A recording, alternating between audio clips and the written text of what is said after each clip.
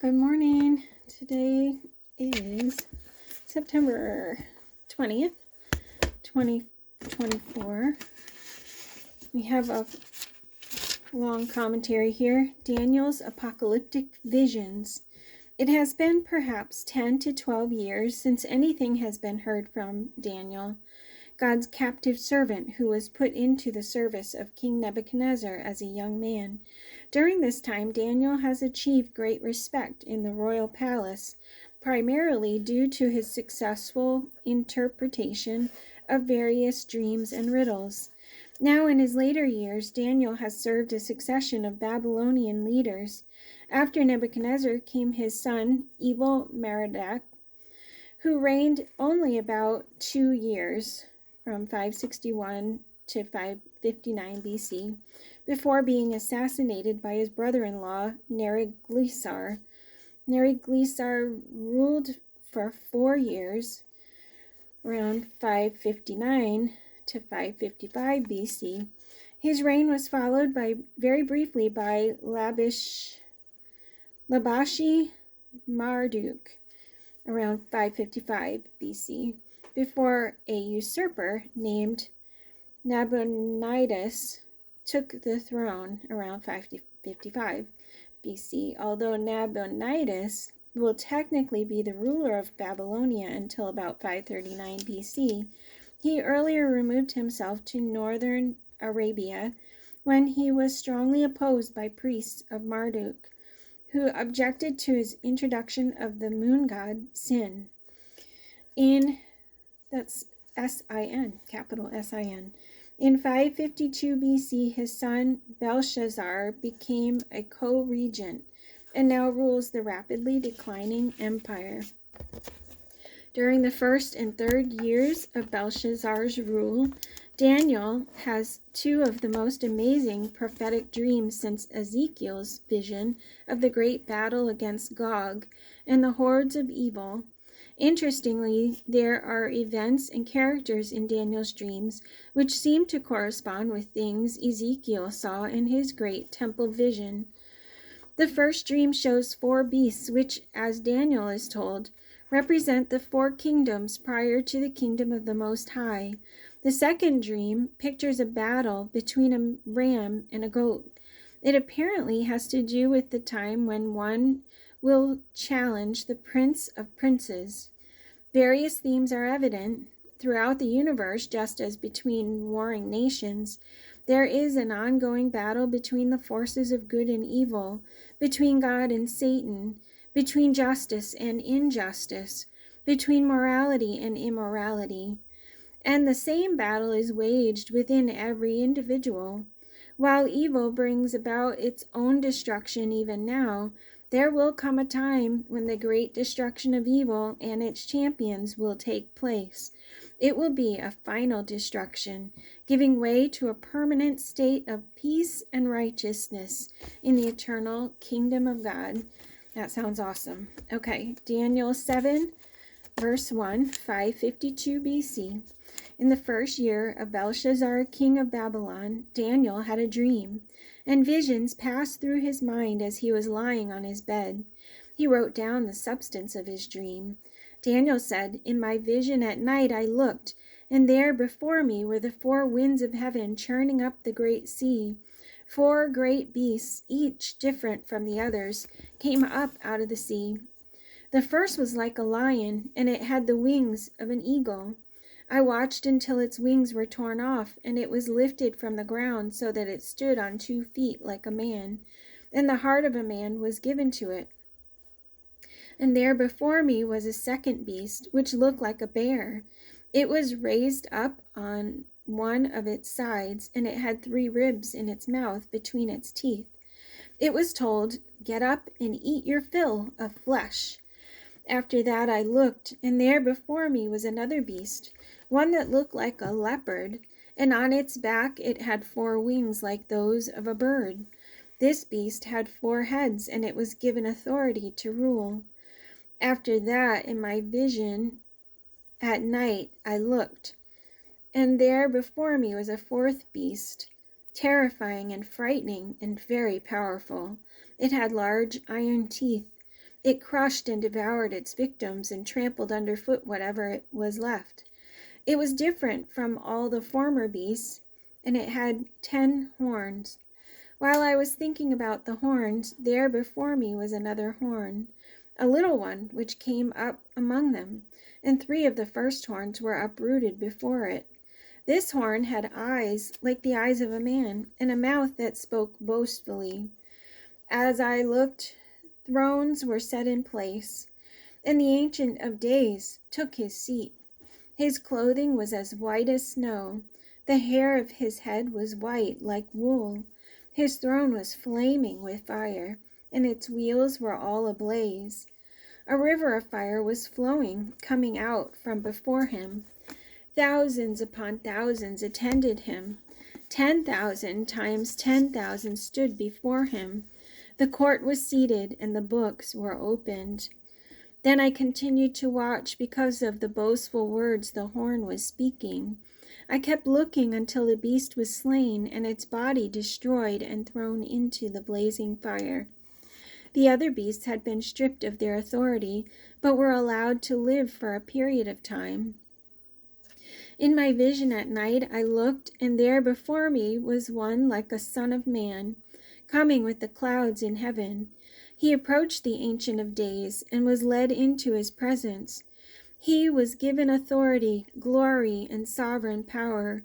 All peoples, nations, and men of every language worshipped him.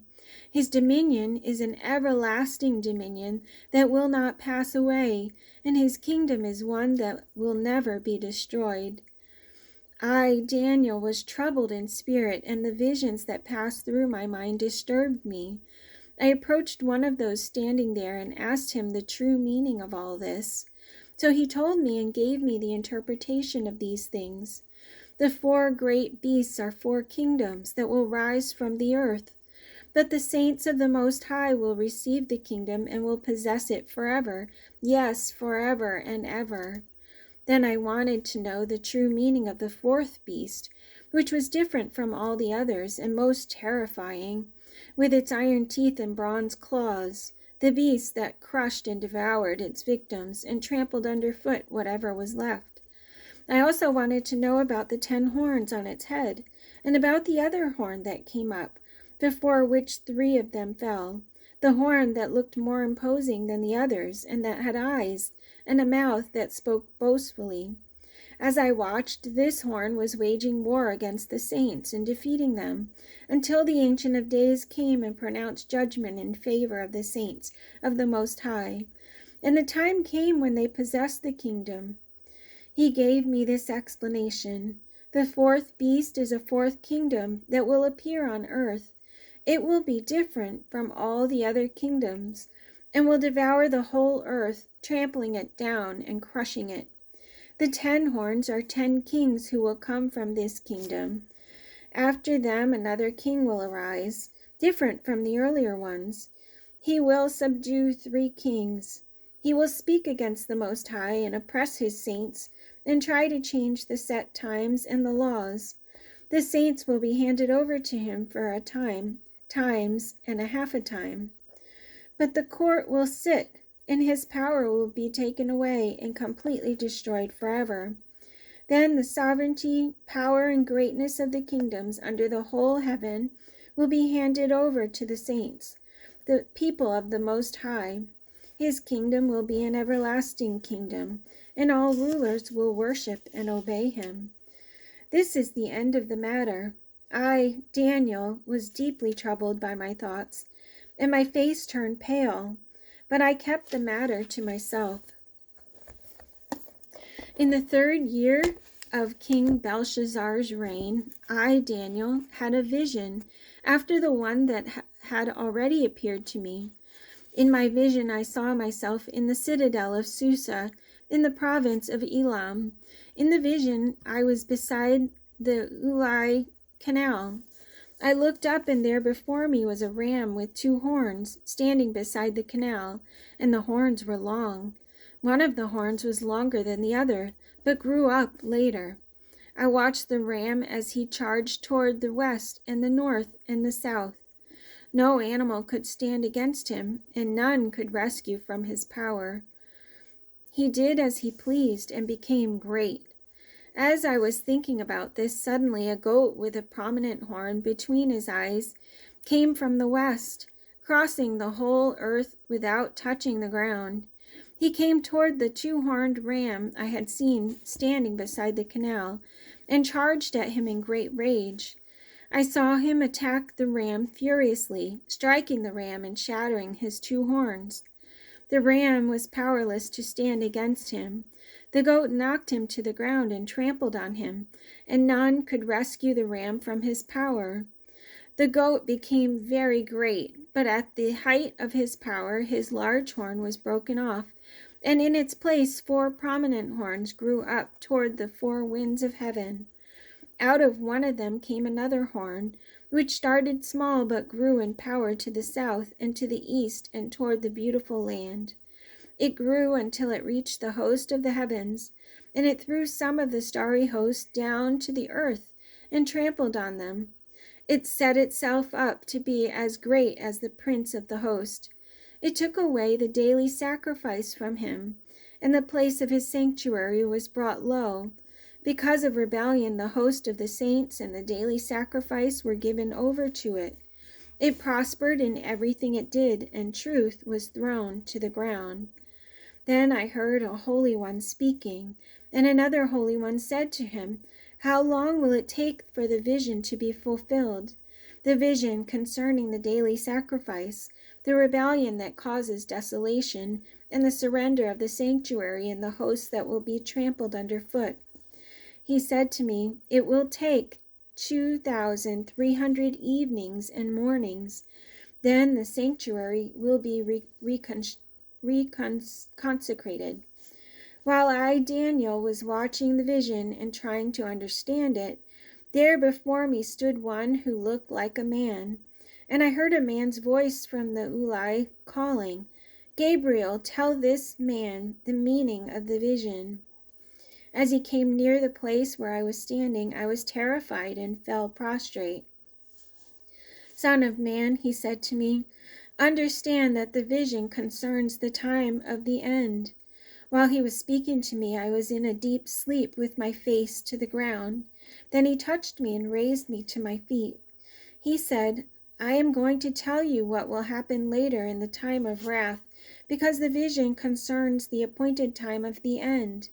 The two-horned ram that you saw represents the kings of Media and Persia. The shaggy goat is the king of Greece, and the large horn between his eyes is the first king.